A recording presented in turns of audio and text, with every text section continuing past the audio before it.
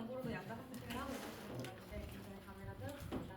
이거 좀 하고 나니까 훨씬 나았을 거예요. 그때는 이런 이거 하는 거 전혀 잘 모를 때 없어요. 네, 조금 더 교양 지식을 쌓는 느낌으로 간다면 이번에 아주 조금의 전문 지식을 좀 덧붙인 것 같고요. 저의 주제는 양자 컴퓨팅을 활용한 금융자산 시뮬레이션, 블랙쇼스 모델을 활용한 양자 몬테카를로와 고정적 몬테카를로 비교. 네, 발표 시작하도록 하겠습니다. 지금 금융 분야에서는요, 양자 컴퓨팅이라는 이 소재가 양자 컴퓨팅이 진짜 가능할까가 아니라 점점 양자 컴퓨팅이 언제 들어올까 라고 논의를 하고 있다고 합니다. 실제로 이 자료에서 말하는 이 부분이 지금 현재 양자 컴퓨터 연구가 진행되고 있는 것 중에 금융 파트가 차지하는 비율인데요. 생각보다 높은 비율을 차지하고 있음을 알고 있고, 그래서 이번 연구에서는 양자 컴퓨팅을 금융 분야에도 활용할 수 있다라고 하는 가능성을 제시하는 그런 연구라고 보시면 되겠습니다. 그래서 금융 분야에서 양자 컴퓨팅을 활용할 수 있는 몇 가지 요소들에 대해 간단히 소개를 해드리도록 하겠습니다. 사실 양자 컴퓨팅이 우리가 흔히 듣기로는 계산 속도가 엄청 빠르다, 정말 빠르게 계산을 할 수 있고 다양한 걸 할 수 있다라고는 하지만 실제로 계산을 할 수 있는 분야 자체가 조금 특정되어 있고 풀 수 있는 문제도 조금 한정적입니다. 금융 분야에서도 이걸 어떻게 적용할 수 있는지에 대한 얘기를 먼저 간단히 해보도록 하겠습니다.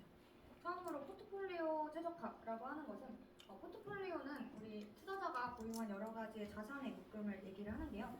이러한 포트폴리오의 조합을 최적화하는 문제는 양자 컴퓨팅으로 해결할 수 있는 문제 중 하나로 제안이 되고 있습니다.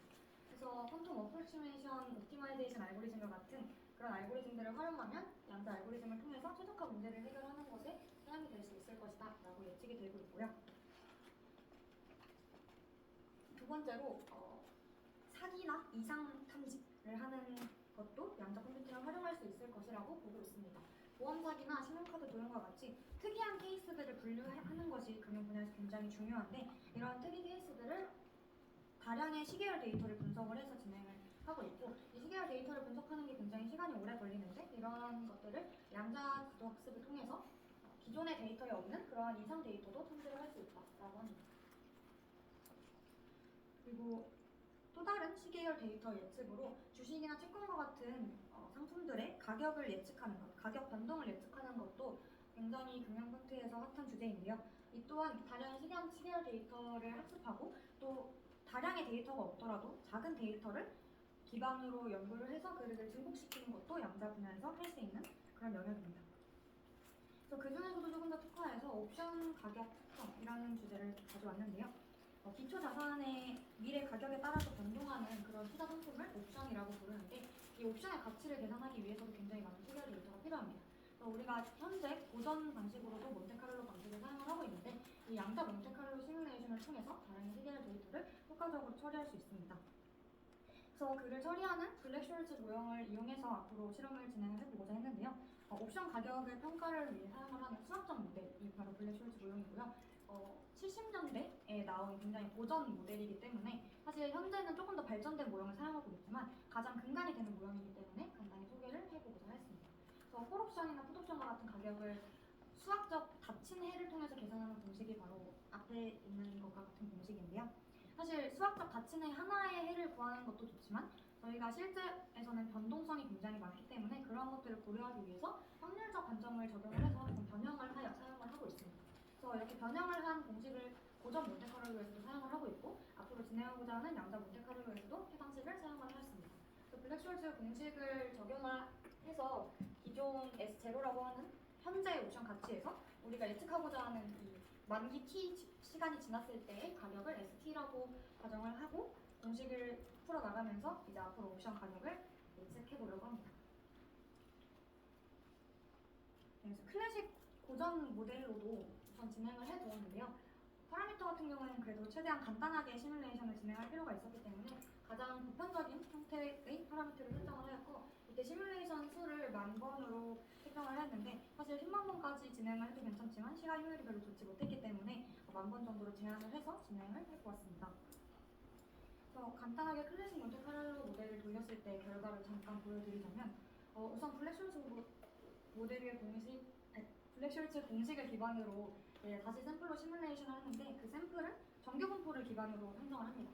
그 각각의 샘플이 앞으로 나아가면서 이런 변동성을 지닐 것이다라고 예측을 해보는 과정이고 이것들의 평균을 내서 가격을 추정을 해보았는데 지금 이 점선이 바로 닫힌 핵, 아까 수학적인 모델을 사용해서 계산한 값이라고 하면 이 시간이 지남에 따라 이 가격들이 이런 식으로 변동이 되었을 것이다라고 확률을 추가해서 예측한 그래프가 바로 이 파란 선에 해당하는 그래프입니다. 그래서 보면 조금의 오차가 생기기는 하지만 결과적으로는 이 블랙숄츠 수학 공식에 해당하는 값으로 나아가고 있는 것을 확인할 수 있습니다. 네, 다음은 이제 저희가 진행하고자 하는 퀀텀 몬테카를로 모델인데요. 지금 양자 컴퓨팅을 이용해서 모델을 실행할 때는 양자 회로가 필요하기 때문에 양자 회로를 먼저 제작을 했습니다. 양자 회로를 사용해서 상태의 중첩과 그리고 확률 증폭을 통해서 조금 더 적은 수의 시뮬레이션으로도 진행을 할 수 있었는데 해당 실험에서는 10분의 1배인 1000번으로 시뮬레이션 수를 측정을 해서 진행을 하였고요. 회로를 조금 더 자세히 설명을 드리고자 합니다. 그래서 먼저 중첩 상태를 만들어서 하다못해 게이트를 통해서 초기 상태를 균등한 확률 분포로 먼저 초기화를 해줍니다. 앞에 큐비트를 4개로 진행을 하였는데 4개 모두 하다못해 게이트를 통과를 시켜서 확률 분포로 초기화를 진행을 하고요. 그 다음엔 다양한 확률로 분포를 다양화를 할 필요가 있었기 때문에 RX, RI, RZ 회전 게이트를 사용을 해서 각 큐비트의 확률 분포를 다양화를 진행을 하였습니다. 이 부분에서 확률 분포가 다양화가 제대로 되지 않으면 앞선 고정적 몬테카를로 모델에서는 정규 분포를 기반으로 분산을 시켰는데 여기서는 그냥 같은 값만 계속 나오는 결과가 나올 수도 있기 때문에 이 부분이 굉장히 중요하다고 볼 수 있습니다. 그래서 실제로 돌려보면 확률 분포가 굉장히 잘 다양하게 분포되어 있는 모습을 확인할 수 있습니다. 그 다음으로는 중첩을 통해서 상호작용을 추가해야 되는데요. 각각의 큐비트마다 모두 시납 게이트를 추가해서 큐비트 간의 상호작용을 추가했습니다. 그 이후 증폭을 진행하는 앰플리튜드 앰플리피케이션은 퀀텀 앰플리튜드 앰플리피케이션이라고 하는 QA 방식을 사용을 했고 오라클로 특정 상태를 선택을 하고 디퓨전 오퍼레이터로 모든 상태를 증폭시켜서 구현을 한다라고 하는데 이런 식으로 RZ 게이트와 하다못해 게이트가 반복되면서 증폭을 진행하는 방식이고 기본적인 원리는 양자 컴퓨팅의 가장 대표적인 알고리즘인 그로버 알고리즘의 원리를 사용을 하였습니다. 자, 결과를 보여드릴 텐데요. 파란색 분포가 정규 분포를 기반으로 한 고전적 몬테카를로로 옵션 가격을 예측한 결과이고 주황색 결과가 퀀텀 모델을 사용한 결과입니다. 퀀텀 모델이 1000번의 시뮬레이션을 돌렸기 때문에 이 프리퀀시 자체가 굉장히 작았는데 증폭 과정을 거치면 거칠수록 큰 값으로 나타나는 모습을 확인할 수 있었고요. 그리고 결과 분포가 지금 보시다시피 정규 분포와 어느 정도 유사하게 분포하는 클래식 몬테카를로와 달리 특정 값에서 굉장히 피크를 보여주는 그런 모습이 퀀텀 모델에서 나타나고 있습니다.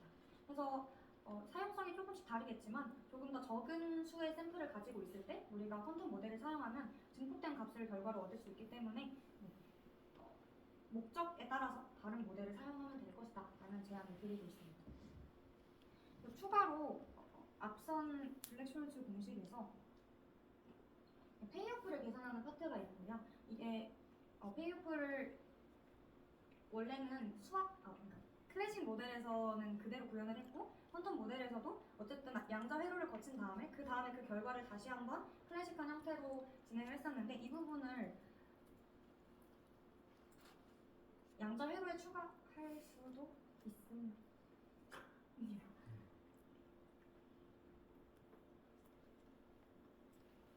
추가해서 반영을 한 회로도 한번 구성을 해보았는데요. 아래 두 큐비트를 추가해서 페이오프 계산을 하는 큐비트와 그리고 계산한 값을 저장하는 큐비트를 추가를 해서 구현을 해두었습니다. 이렇게 진행을 했더니 사실 확률 분포가 제대로 다양화되지 못하고 몇몇의 분포 값이 겹치는 모습을 볼 수 있었는데 그렇게 돼서 샘플 수를 같은 1000개의 수로 진행을 했음에도 불구하고 증폭도 제대로 진행이 되지 않았고 사실 확률 분포가 다양화되지 않아서 정확도도 떨어지는 모습을 확인을 할 수 있었습니다. 그래서 이러한 점에서 확인을 해보았을 때 아직까지는 저희가 본 시뮬레이션에서는 큐비트를 4개만 사용을 하기도 했고 또 증폭도 조금 더 오라클의 규모를 키울 수 있었는데 작게 진행을 했기 때문에 특히나 이 금융, 돈과 관련된 분야에서 사용을 바로 상용화하기에는 조금 민감한 문제가 될 수 있다. 그래서 아직 사용을 하기 어려운 상태이지만 그럼에도 불구하고 양자 하드웨어가 조금 더 발전하고 알고리즘을 좀 더 정교화하게 되면 금융 분야에서도 양자 컴퓨팅이 다량의 데이터를 처리하는 데 있어서 유리함을 보여줄 수 있겠다라는 결론을 맺을 수 있었습니다.